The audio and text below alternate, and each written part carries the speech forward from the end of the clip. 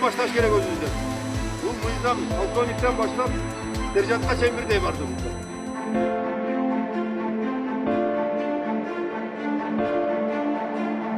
Bunlardı kıyanatlı menen paydalanbaşыңar gerek.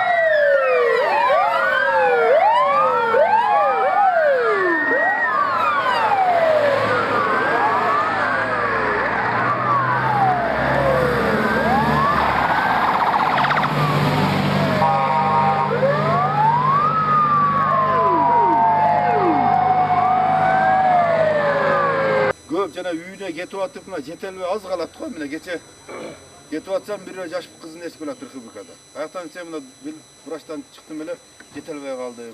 Аз камап коет dedi. Отур деп жеткирип койду. Больницада акылат колу сынып кетти. Сынып кетти. Ошондойлор болсо спецмашинамен жеткирип койгула. Же мынерге жетип калдым десе тийбеш керек болор гочу. Олорду алып келип главный жанагы алып келип результат эмес да сөз бизге элдерге түшүндүрүү иштерин жүргүзүш керек. Бул жерде кылмыш эмес, элдер сезиш керек. Алып келип жөн эле көчөдө жигити менен кызы басып кетип атса алып келбеш керек олорду. Олор бар тез мына квартирага кирип кетти деп айтыш керек. Түшүндүрүү иштерин жүргүзгүлө керек.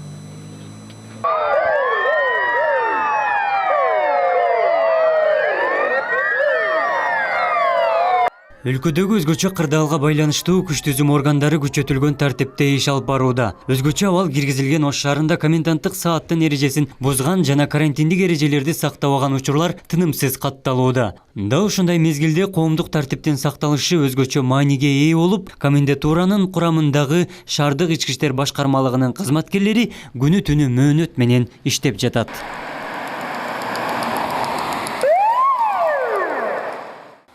Нет, кто ответит? Вот, ответьте, пожалуйста. Я подполковник милиции Замир Сыдык. Почему мы нарушаем комендант сейчас? Он меня просто провожает и все добро. Мы вот так спустились, хотели в магазин спуститься, сейчас обратно идем. Как магазин? Магазины же давно закрыты. До 8 часов в магазине. А сейчас 9:30. 9:35 даже. 9:35 что ли? Нет, для отчета. Для чего? Биринчи элдер менен барып туруп жолукканда сылык мамиле, тозгон машинада сылык мамиле түшүндүрүү иштерин жүргүзүш керек. Өзүбүздөн башташ керек өзүбүздөн. Бул мыйзам полковниктен баштап сержантка чейин бирдей барды бул. Бүгүн дагы кыдырып атам мен, күндө кыдырып атам. Өзгөчө абалда жарандарга түшүндүрүү иштерин жүргүзүү биринчи баскычта болушу абзел. Ошол эле учурда тартип сакчылары калкка аяр мамиле жасап, бардык аракет саламаттык үчүн жасалып жаткандыгын түшүндүрүү маанилүү. Бүгүнкү күндө шаар аймагында коменданттык саат эрежеси дыкат көзөмөлдөнүп, шаардык ички иштер башкармалыгынын тартип сакчылары жана башка коргоо кызматтар ар бир карантиндик посттордо негизги көчөлөрдү кайтарууда. Катуу көзөмөлдөн улам өлкө боюнча кылмыш иштери азайган. Элибиз бул коронавирус аттуу илдеттин ооругун, анын кандай анчалык оор кесепеттерге алып келе тургандыгын түшүнүп мамиле жасап жаткандыгы бизди кубандырып жатат. Буюрса мындан аркы күндөрдү дагы ушундай тартип менен өткөрө турган болсок, бул илдеттен арылабыз деген ишеничтебиз. Буюрса биздин кызматкерлер, Ош шаардык ички иштер башкармалык кызматкерлери башка күч түзүмдөр менен биргеликтеги бул өзгөчө абал учурундагы коменданттык сааттын талаптарын аткарабыз деп ойлойм.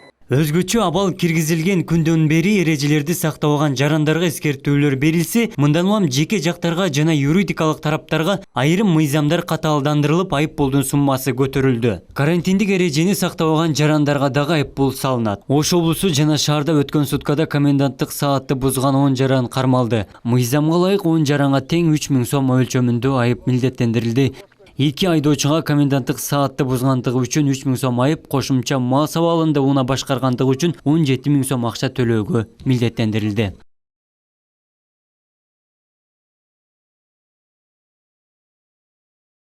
Шаардагы элеттеги айыл чарба жана мал чарбачылыгы өзүн угунду. Ал эми тамак аш азыктары, дары-дармек ташыган жарандар банк, медицина кызматкерлерине уруксат кагазы тоскоолдуксуз берилүүдө. Тартип сакчылар бардык жарандарды мыйзамга баш ийүүгө жана карантиндик эрежелерди сактоого чакырат. Абдумалик Базарбаев, Элиман Акбаев, Ош ТВ, жаңылыктар.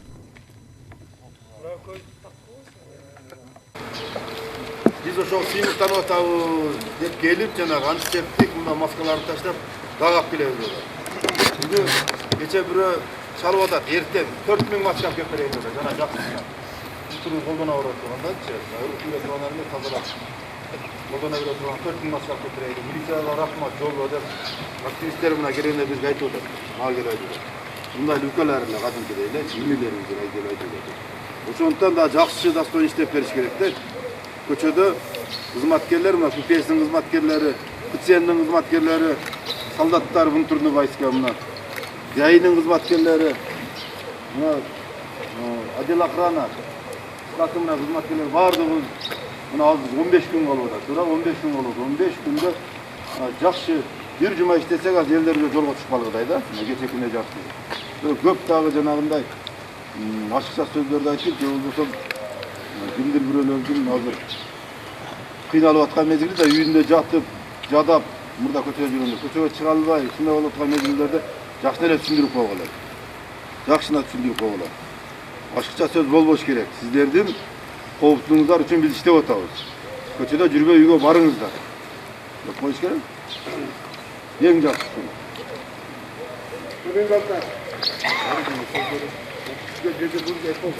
Батальонуна дагы бир айтып коеюн.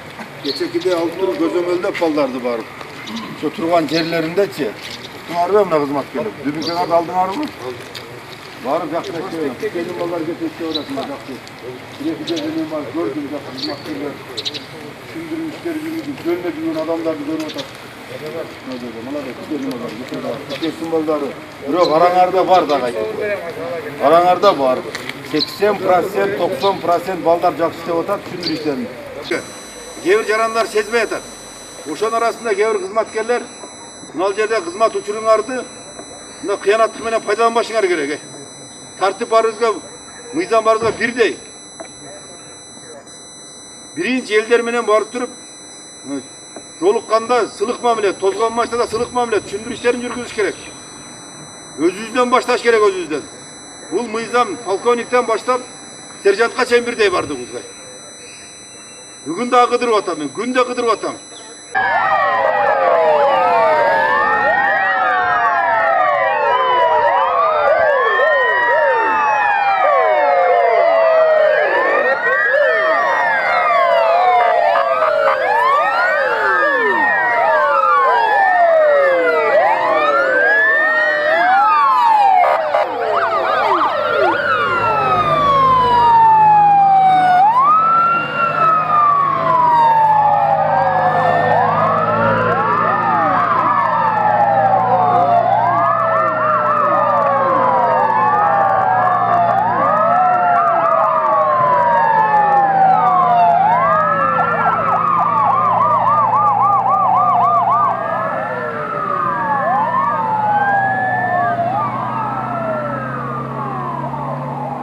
Вас как зовут? Как зовут?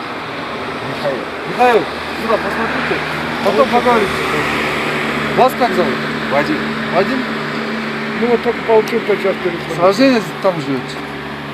С 86-го года. На Уомской, да? Да. Нет, на демократии. Ой, на депутатской. На депутатской. Не-не-не. Почему нарушаем комендант сейчас? Нарушаю? Такой Да. фигней Ну, не приспичило так. Я домой, меня провожают еще за мной. Не, откуда вы идете сейчас? Сейчас уже более часа уже идет комендантский час. Сейчас время, вот покажу вам. Зато в телевидении, блядь. 21:35. Для отчета покажут сейчас. Почему для отчета? Для результата тоже можно. Нет, для результата. Ну, правильно надо говорить. Не, уже 1,5 часа, как начался уже комендантский час. Почему нарушаем комендантский час? Ну, мы же... Товарищи граждане, Вы же нас извините, пожалуйста, мы нарушаем. нет, кто ответит? Вот, ответьте, пожалуйста. Я подполковник милиции Замир Сыдык. Почему нарушаем комендантский час? Он меня просто провожает и все домой. Мы вот так спустились, хотели в магазин спуститься, сейчас обратно идем. Как магазин? Магазины же давно закрыты. До 8 часов в магазине. А сейчас 9:30. Ну, 9:35 даже. 9:35, что ли? это для чего-то. Для чего? Точно 9:30. Паспорт имеется с собой? У меня есть. Дайте. Вы что, праздновали что-то, что ли? Да, да, праздную.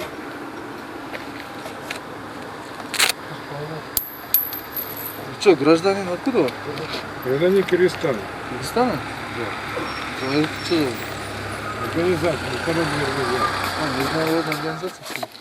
да, которую мы спасаем. Всех и всего.